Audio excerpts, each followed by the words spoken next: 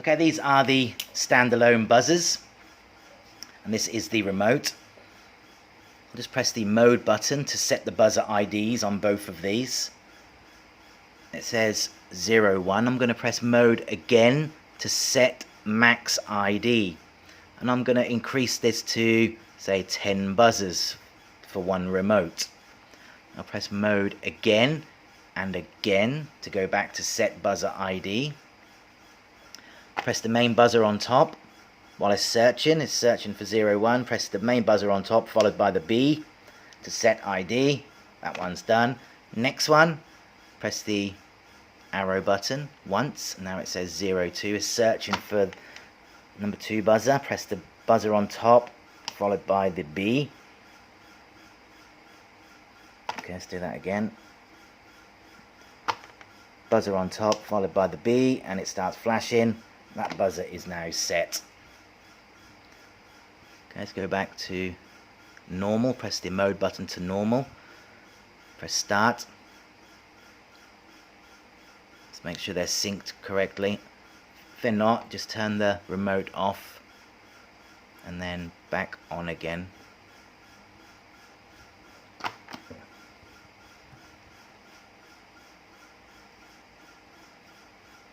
Okay, so player buzzers in.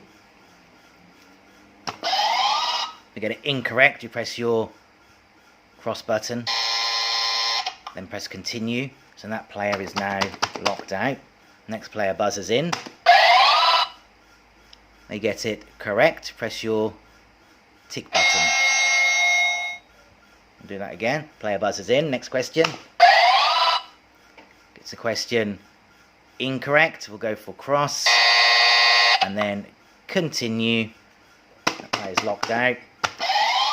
This player gets it correct. Now for the question button, this is for multiple choice. I'll explain that. So player buzzers in. You press the answer button while they choose their answer. So they've selected C. So I'll say it's incorrect and then continue. So now this player buzzes in and they choose D, which is correct, and you press your tick button. Okay, I hope this helps. The F1 and F2 buttons do nothing. I've got a mute button that mutes the audio on the buzzers. Show you that again. So now I've just muted the audio. Like so. Unmute.